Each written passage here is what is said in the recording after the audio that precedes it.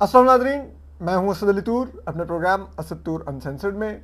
आज हम आपको 3 खबरें देंगे जिन पर हम बात करेंगे। एक तो इसहाक डार साहब के नाम के ऊपर तनाज़ा पैदा हो गया है, पीपल्स पार्टी और नून लीग आमने सामने आ गए हैं। वो ज़रा हम आपको दिलचस्प खबर बताएंगे अंदर की, और क्या सूरत हाल है। हमारी जो नून लीग की कुछ ज़राए से बात हुई, वो क्या बात हुई, इस्टेब्लिशमेंट के कुछ ज़राए से बात हुई, वो क्या थे, हम आपको ये एक्सक्लूसिवली शेयर करेंगे। इसके अलावा हम बात करेंगे जो इस्लामिया यूनिवर्सिटी बहावलपुर है, वहाँ पर जो एक स्कैंडल आया है, जो उनके एक चीफ सिक्योरिटी ऑफिसर एक मेजर हैं रिटायर्ड, वो और कुछ यूनिवर्सिटी प्रोफेसर्स और तलबा मिलकर, ये एक बड़ा स्कैंडल है और इसके ऊपर भी हम आपको अपडेट करेंगे। जबकि तीसरा जो ख़बर है, वो आज 2 वाक़यात इमरान खान साहब के साथ पेश आए। एक तो उनके साथ उनके ऊपर जब जुडिशल कम्प्लेक्स गए तोशाखाना केस में पेशी के लिए, तो उनके ऊपर किसी ने पानी की बोतल फेंकी। और दूसरा, सुप्रीम कोर्ट में कमरा अदालत में जो हमारे सहाफ़ी हैं तैयब बलोच, जो बोल न्यूज़ से वाबस्ता हैं, उनकी तरफ से इमरान खान साहब से एक सख्त सवाल किया गया और एक सख्त ऑब्जर्वेशन दी गई। एक तो उन्होंने इमरान खान साहब को कहा कि आपको शर्म नहीं आती, तो इमरान खान साहब ने बकौल तैयब बलोच के यूँ कंधे उचके, और जिसका तैयब बलोच साहब के बकौल के मैंने ये मतलब लिया कि वो कह रहे हैं कि नहीं आती, तो मैंने उनको कहा कि आप तो बहुत ढीठ हैं। तो इसके ऊपर हम ज़रा बात करना चाहेंगे। देखिए, मैं खुद बहुत अपने वीलॉग में जब बैठा तो सख्त लहजे में कई लोगों के बारे में गुफ्तगू कर देता हूँ, कई दफ़ा इमरान खान साहब के बारे में बड़े सख्त लहजे में गुफ्तगू कर देता हूँ, लेकिन कुछ बाद में कुछ अफसोस ही होता है, खुशी नहीं होती हमें। अल्फाज के चुनाव में मैं तो खैर बहुत ही कमज़ोर इंसान हूँ, मैं किसी के अल्फाज के चुनाव को क्वेश्चन नहीं कर सकता। मेरे अपने अल्फाज का चुनाव बहुत बुरा होता है और इस पर मैं शर्मिंदा भी होता हूँ। लेकिन जब भी फील्ड में होते हैं, क्वेश्चन कर रहे होते हैं, मैं आज भी खान साहब से क्वेश्चन कर रहा था कि आपको क्या नवाज शरीफ बनता नज़र आ रहा है अपना, आप 2017 वाला, 2017 में जो पीएम के साथ हो रहा था आज आपके साथ हो रहा है। तो इस किस्म के हम क्वेश्चन करते हैं उनको। इससे पहले भी जब टाकरा होता था, मैं उनसे क्वेश्चन करता था कि आप मीर जाफ़र और मीर सादिक किसको कहते हैं, जनरल बाजवा से आपकी क्या बात हुई। तो मैं इस किस्म के क्वेश्चन हम करते हैं। हम सहाफ़ियों का काम ही होता है कि हम अगले से कुछ खबर निकलाएँ, कुछ स्टेटमेंट निकलाएँ। तो वो तो हम करते हैं, लेकिन मेरे ख्याल में ये थोड़ा कमरा अदालत में जो सब कुछ हुआ, लेकिन इसके ऊपर बोल टीवी ने तैयब बलोच साहब को सस्पेंड कर दिया है। मैं इसको भी दुरुस्त नहीं समझता। मेरे ख्याल में तैयब बलोच साहब को एक वार्निंग ज़्यादा दी जा सकती थी, एक शो काज किया जा सकता था। उनको स्ट्रेट वे सस्पेंड करना, बोल टीवी तो जगह जगह पे वो उनके जो आप जाके जो इनके बोल टीवी ने जो यूट्यूबर्स रखे हुए हैं, उनकी लैंग्वेज कभी देखें।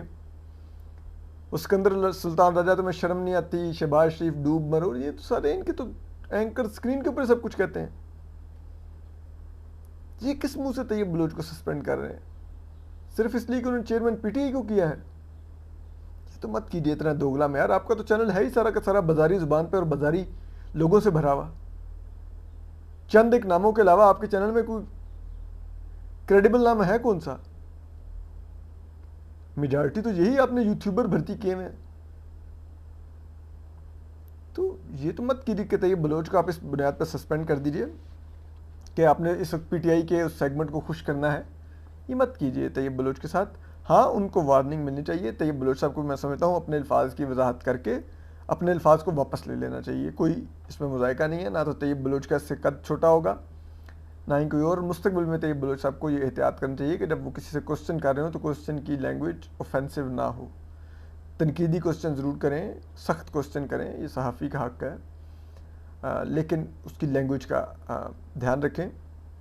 इसके अलावा इमरान खान साहब पर जो जुडिशल कम्प्लेक्स में बोतल फेंकने का वाक़या पेश आया, ये अफसोसनाक और शर्मनाक और काबिल मज़म्मत वाक़या है। देखिए, हम माजी में साबिक़ वज़ीर-ए-आज़म नवाज शरीफ साहब को, वो एक मदरसे में गए थे, वहाँ पे जूता मारने की घटिया हरकत की गई थी, शर्मनाक हरकत की गई थी, हमने उसकी भी मज़म्मत की थी। चाहे हम किसी की पॉलिसी से, किसी की शख्सियत से, किसी की सियासत से इत्तफाक ना रखते हों, लेकिन यूँ रिडिक्यूल नहीं करना चाहिए अपने साबिक़ इलेक्टेड लीडर्स को। मियां Nawaz Sharif thrice elected prime minister थे, क्या ये बेहतर था उनको इस तरह जूता मारना? क्या ख्वाजा आसिफ साहब पर स्याही फेंकना दुरुस्त अमल था? इंतहाई शर्मनाक और काबिल मजम्मत था। क्या हसन इकबाल साहब को गोली मारना दुरुस्त अमल था? इंतहाई शर्मनाक, घटिया और काबिल मजम्मत अमल था। इसी तरह से हम ये समझते हैं कि इमरान खान साहब पर भी बोतल मारना कोई, जिसे कहते हैं ना, काबिल तारीफ़ अमल नहीं है, कोई सराहा जाने वाला अमल नहीं है। ये ऐसा प्लीज़ सियासत में तशद्दुद मत लाइए, सियासत में रवादारी रहने दीजिए। ये पीटीआई का ही खासा जिसने ये रवादारी ख़त्म भी की है, इमरान खान साहब का ही खासा जिन्होंने वो शर्मनाक ज़ुबान इस्तेमाल कर करके किसी को OIG तुम्हें लटका दूंगा, तो मौलाना डीजल, तो नवाज शरीफ तुम चोर, लंदन भाग गए, ये वो इमरान खान साहब ने बहुत घटिया ये ट्रेंड मुतारफ़ करवाया। लेकिन स्टिल हम ये समझते हैं कि जो दूसरी सियासी जमातें हैं, ये तो हम मेच्योर सियासी जमातें मानते हैं, और उनको हम सियासी जमात इसलिए मानते हैं और पीटीआई को फाशिस्ट इसलिए मानते हैं कि पीटीआई ने रवादारी को फ़रोग नहीं दिया। आप तो सियासी जमातें, आप में रवादारी बरकरार रहनी चाहिए। आप अपने कारकुनों को भी तलकीन करें। और मुझे मालूम है किसी ने मरीम नवाज साहबा की ट्वीट भी देखी थी कि आप अपने कारकुनों को हिदायत कर रही थी कि आप ऐसी ज़ुबान मत इस्तेमाल कीजिए अपने सियासी मुखालफिन के ख़िलाफ़। लेकिन फिर भी अब अगर ये हो रहा है तो इस पर भी कम से कम एक मज़म्मती बयान ज़रूर जारी कीजिए। ये अच्छा होगा, ये टेम्परेचर नीचे लाएगा। और कल को जब खुदा न खास्ता आप में से किसी के साथ अगर किसी भी सियासी रहनुमा के साथ किसी पब्लिक प्लेस पे कोई बदतमीज़ी की कोशिश करेगा, तो एटलीस्ट हम कंडेम करते हुए दूसरी सियासी जमातों से मुतालबा कर सकेंगे कि आप भी कंडेम करें, आपकी दफ़ा इन्होंने कंडेम किया था। तो प्लीज़ ये बेंचमार्क सेट कीजिए। इसके बाद आ जाइए इस्लामिया यूनिवर्सिटी बहावलपुर। देखिए अब वहाँ पर वो एक मेजर साहब जो उनके चीफ सिक्योरिटी ऑफिसर थे, वो और दीगर प्रोफेसर्स और ये सब लोग वहाँ पे जो यूनिवर्सिटी की फ़ीमेल एम्प्लॉयज़ थीं या तुलबा बच्चियाँ थीं, उनको हरास करने, उनको जिसे कहते हैं ड्रग्स पे लगाने में, और उनको जिसे कहते हैं जिनसी तौर पे एक्सप्लॉइट करने में मुलविस थे। देखिए अब एक तो कहा जा रहा है कि ये बच्चियाँ, ये कहानी खुली कहाँ से कि ये कुछ बच्चियों को ब्लैकमेल करने की कोशिश की गई। उन्होंने अपने पेरेंट्स को बताया, पेरेंट्स ने पुलिस को ज़रा बताते हैं कि बताया, पुलिस ने फिर वो नाके लगाए। उस नाकों पर उन्होंने पहले एक वो जो प्रोफेसर थे जो ट्रेजरी के भी थे यूनिवर्सिटी के, उनको उन्होंने अरेस्ट किया। वो एक लड़की को इसी अमल के लिए लेके जा रहे थे, लड़की छोड़ दी गई, उनसे अद्वियात, शराब की बोतलें और चीज़ें बरामद की गई, और फिर उन्होंने ही बाकी लोगों को मुखबरी की। फिर वो जो सिक्योरिटी इंचार्ज जो मेजर साहब हैं, एजाज शाह का समथिंग नाम है उनका, उनको भी इसी हालत में 2 लड़कियों के साथ अरेस्ट किया गया। उनसे भी इसी किस्म की अद्वियात, जिनसी और नशावर दवाइयाँ मिली, टैबलेट्स मिली, उनको भी अरेस्ट किया गया। फिर इन सब लोगों के मोबाइल का मैंने वो जो इब्तदाई तफ्तीशी रिपोर्ट है 28 सफ़ों की है, मैंने वो सारा पढ़ी है। उसमें जो सारी कहानी नरेट की गई है, और फिर उसमें उन मोबाइल्स की चैट्स के स्क्रीनशॉट्स भी हैं, जो वीडियोज़ और पिक्चर्स हैं उनके मोबाइल से रिकवर हुई उनके भी हैं। देखिए पहली तो बात यह है कि एक फ़िगर चलाया जा रहा है कि 5500 बच्चियाँ एक्सप्लॉइट हुई हैं। ये बहुत बड़ा फिगर है। प्लीज़ इस तरह मत कीजिए। इस तरह आप यूनिवर्सिटी की तकरीबन तमाम बच्चियों को मशकूक कर देंगे। आपको पता होना चाहिए हम किस मुल्क में रहते हैं, यहाँ का माशरा किस किस्म का है। हम हर वक्त उन बच्चियों को जज करते रहेंगे, उन बच्चियों का तालीम हासिल करना, आगे कैरियर बनाना मुश्किल हो जाएगा। और उसका मज़ीद एक जो जिसे कहते हैं ना वो एक रिपल पैदा करने वाला जो इफ़ेक्ट होगा, वो ये होगा कि दूसरे लोग जिनकी बच्चियाँ अभी स्कूल गोइंग हैं या अभी कॉलेज में जा रही हैं, वो कल को यूनिवर्सिटी में नहीं अपनी बच्चियाँ भेजेंगे, कहेंगे यूनिवर्सिटी में तो ये हो रहा है बच्चियों के साथ। ये मत कीजिए। खुदारा इस स्कैंडल को ज़रूर एक्सपोज कीजिए, इसके किरदारों को इबरत का निशान बनाइए। और ये सिर्फ इस्लामिया यूनिवर्सिटी में नहीं हो रहा। अभी वो पेशावर से वो एक अली अरकम साहब में ट्विटर पे मैं उनका देख रहा था, उन्होंने किसी प्रोफेसर साहब को कोट किया हुआ था कि पेशावर यूनिवर्सिटी में भी इस तरह के 1-2 प्रोफेसर हैं, वो शर्तें लगाते हैं लड़कियों को एक्सप्लॉइट करने के लिए, और दीगर जगहों पर भी। तो वो जो इस किस्म के लोग हैं, हमारे पास वाक़यात रिपोर्ट होते रहते हैं। उर्दू यूनिवर्सिटी का वाक़या हमारे पास रिपोर्ट हुआ और जगहों की रिपोर्ट है, लेकिन वो वाक़यात के ऊपर प्रोब होती है, कार्रवाई शुरू होती है। तो इस पर भी इबरत का निशाना बनाना चाहिए फिर, ताकि दूसरी जो उर्दू यूनिवर्सिटी या दीगर मुकामात पर जो वाक़यात हुए हैं, वहाँ पर दोबारा किसी प्रोफेसर को जुर्रत ना हो ऐसी करने की। ठीक है। और इसमें बराए मेहरबानी आप मत कहिए कि कुछ बच्चियाँ कॉन्सेंट से सब कुछ कर रही थी। आपको पोजीशन ऑफ पावर समझनी चाहिए। अगर कोई मर्द किसी पोजीशन ऑफ पावर पे बैठा हुआ है जहाँ पर वो अगले की कैरियर, ज़िंदगी और उसकी तालीम के फैसले कर सकता है, तो जो उसके फैसलों का मरहूने मिन्नत है वो उसके आगे नहीं रेजिस्ट कर सकता।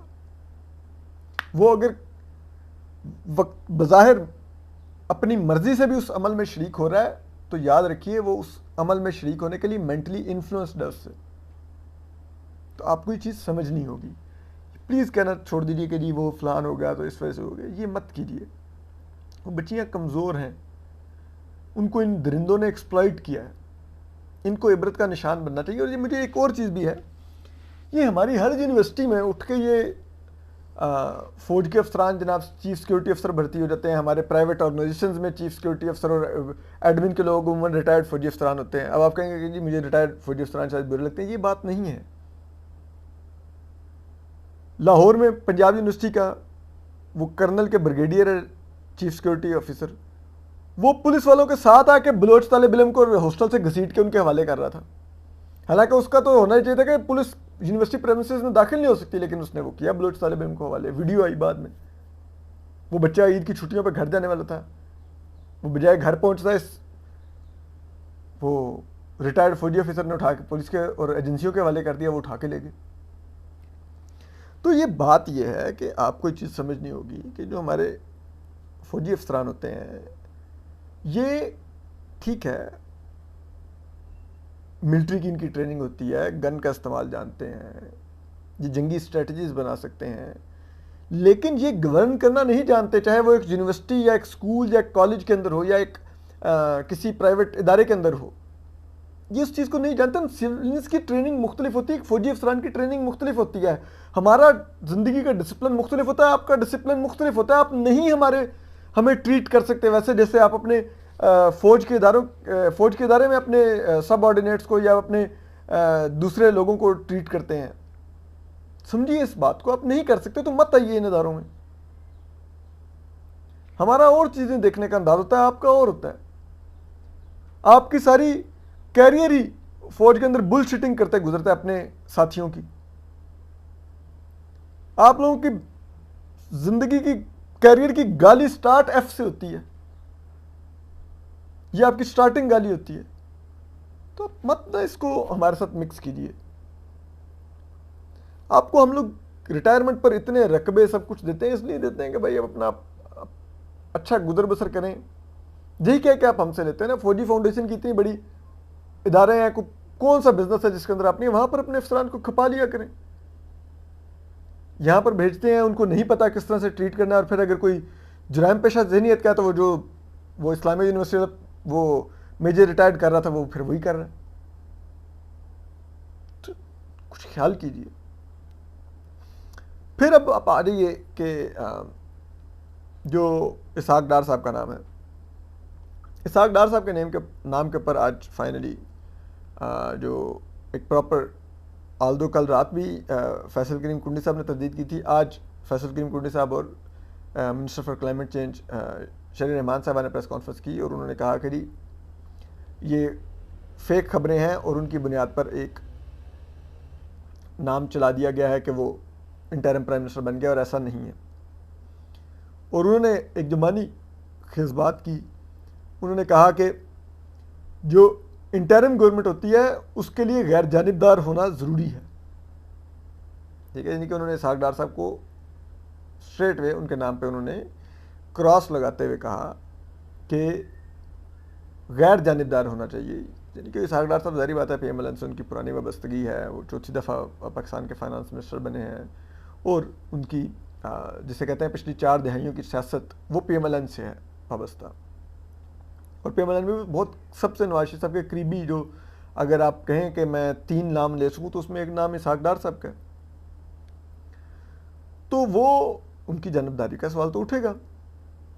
और चीज़ ये है कि आप देखिए, वो कल अब्बास नासिर साहब ने ट्वीट किया हुआ था कि भाई ये इलेक्शन में क्या मैसेज जाएगा।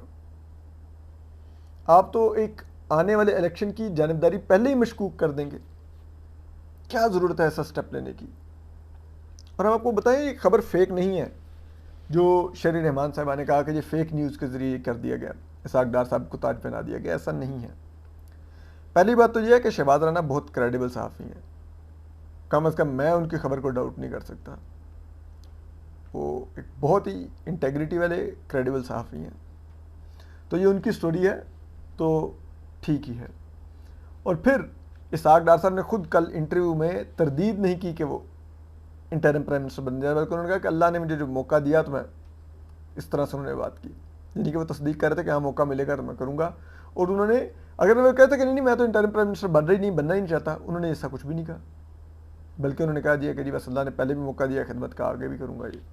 फिर अब देखिए कि मेरी नून लीग में कुछ ज़राए से बात हुई तो उन्होंने भी कंफर्म किया कि इसहाक डार साहब ही इंटरिम प्राइम मिनिस्टर आएंगे, और उसके लिए उन्होंने कहा कि आप बेफिक्र हो जाएं, हम आपको बता रहे हैं कि इसहाक डार साहब फाइनेंस मिनिस्टर आएंगे।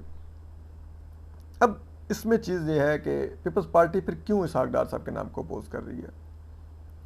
पहली बात तो ये है कि अगर इसहाक डार साहब इंटरिम प्राइम मिनिस्टर आ जाते हैं तो इसका मतलब है कि यही सेटअप वापस आना है। पीपल्स पार्टी, नून लीग, JUIFI, यही सारी कोलिशन पार्टीज़ होंगी और यही हुकूमत बनाएंगी, क्योंकि उसी सूरत में ये एक ऐसे नाम पर एग्री कर सकते हैं जिनको पता है कि इंटरिम प्राइम मिनिस्टर हो भी तो हमें फ़र्क नहीं पड़ता, आना तो हम लोगों ने ही वापस है, और इसी तरह कोलिशन गवर्नमेंट बनानी है। हाँ, अगर सब लोगों में आपस में कोई रेस होती है कि पीपल्स पार्टी और नून लीग ने इलेक्शन लड़ना है कि हम में से प्राइम मिनिस्टर किसका आएगा, कौन सेंटर में गवर्नमेंट बनाएगा, तो फिर वो कहते हैं कि भाई वो जिसे कहते हैं ना गैर जानिबदार आप इंटरिम प्राइम मिनिस्टर लाएं, ताकि दोनों साइड्स को बराबर मौके मिले इलेक्शन में एक दूसरे का मुकाबला करने के। लेकिन पीपल्स पार्टी जो ज़राए बता रहे हैं वो एक रिटायर्ड सुप्रीम कोर्ट के जज हैं, जिनके नाम के ऊपर वो चाहते हैं कि वो इंटरिम प्राइम मिनिस्टर आए, और उसी के ऊपर अब आने वाले दिनों में नून लीग और पीपल्स पार्टी की निगोसिएशंस होंगी कि इसहाक डार साहब या वो रिटायर्ड जज साहब, और उसकी बुनियाद पर फैसला लिया जाएगा। इसहाक डार साहब के आने का मतलब ये है कि इसका मतलब है कि नून लीग भी क्लियर है कि इलेक्शन आगे ही जाने हैं कहीं फरवरी तक। अब जिसमें एक और दिलचस्प बात है जो कि काफ़ी दिलचस्प है, वो ये है कि गुज़िश्ता दिनों हमारी किसी एक निजी महफिल में एक इस्टेब्लिशमेंट की एक की शख्सियत से मुलाकात हुई। तो हम साफ़ी खबर की ठरकी होते हैं, तो मैंने उनसे पूछ लिया ब्लंटली, मैंने कहा कि जी मियां नवाज शरीफ साहब वापस आने की वो तैयारी कर रहे हैं, तो क्या मिलिट्री इस्टेब्लिशमेंट को मियां नवाज शरीफ साहब कबूल होंगे या आपके कैंडिडेट मियां शहबाज शरीफ साहब होंगे। तो उन्होंने कहा ये तो शरीफ फैमिली का अपना इंटरनल मैटर है, उन्होंने डिसाइड करना है। मैंने कहा नहीं, लेकिन अगर मियां नवाज शरीफ साहब प्राइम मिनिस्टर बनना चाहते हैं तो मिलिट्री इस्टेब्लिशमेंट का क्या रद्द-ए-अमल होगा, क्योंकि मिलिट्री इस्टेब्लिशमेंट और मियां नवाज शरीफ साहब दोनों का एक दूसरे के बारे में बिटर एक्सपीरियंस है, एक दूसरे के साथ एक बिटर पास्ट है।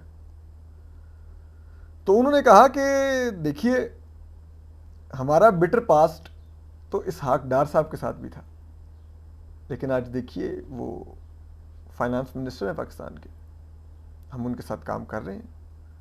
तो अगर मियां नवाज शरीफ साहब भी आके प्राइम मिनिस्टर बनते हैं तो फ़ौज उनके साथ काम करने के लिए तैयार है। और उन्होंने ये भी कहा कि अगर ये शरीफ ख़ानदान का अंदरूनी फ़ैसला है, लेकिन अगर मियां शहबाज शरीफ और मियां नवाज शरीफ साहब के बीच में टाई हुआ कि कौन प्राइम मिनिस्टर बनेगा, तो फिर मियां नवाज शरीफ ही प्राइम मिनिस्टर बनेंगे, क्योंकि चलती तो उन्हीं की है। तो ये बड़ी सिग्निफिकेंट थी, लेकिन इसमें जो सिग्निफिकेंट जुमला इसहाक डार साहब के बारे में था कि हम उनके साथ काम कर रहे हैं, डिस्पाइट इसके कि हमारा इसहाक डार साहब का भी बेटर पास्ट है, क्योंकि इसहाक डार साहब के साथ फ़ौज की ताल्लुकात ख़राब हो गए थे। जो 2013 वाला PMLN की गवर्नमेंट थी, उसमें इसहाक डार साहब बजट के अंदर एक ख़ास किस्म की फ़ौज को एक्सपेंशन देने के हक़ में नहीं थे। वो चाह रहे थे कि सिविल और मिलिट्री बजट को, तरक्याती बजट को जो सिविलियंस का है वो भी, और मिलिट्री बजट को बैलेंस करके चला जाए, जिस पर इख्तलाफात शिद्दत इख्तियार किए थे, और फिर उसके बाद इसहाक डार साहब को भी फिर मुल्क छोड़ना पड़ा था। तो एक बेटर पास तो है। अब क्या इसहाक डार साहब बतौर interim prime minister military establishment को एक्सेप्टेबल होंगे, ये बहुत ही जिसे कहते हैं अहम है। लेकिन बज़ाहिर इशारे यही हैं कि मिलिट्री एस्टेब्लिशमेंट को शायद इसहाक डार साहब के नाम के ऊपर इतना एतराज़ नहीं है, लेकिन असल जोड़ पीपल्स पार्टी से पड़ेगा। पीपल्स पार्टी को मेरे ख्याल में द ओनली थिंग जो राज़ी करेगी इसहाक डार साहब के इंटरिम प्राइम मिनिस्टर पर वो होगा कि अगर साबिक सदर आसिफ जरदारी के नाम के ऊपर नून लीग ये इत्तफाक कर दे कि वो साबिक सदर आसिफ जरदारी को अगला सदर दोबारा बनाएंगे 5 साल के लिए। अपना ख्याल रखिए। अल्लाह हाफिज़।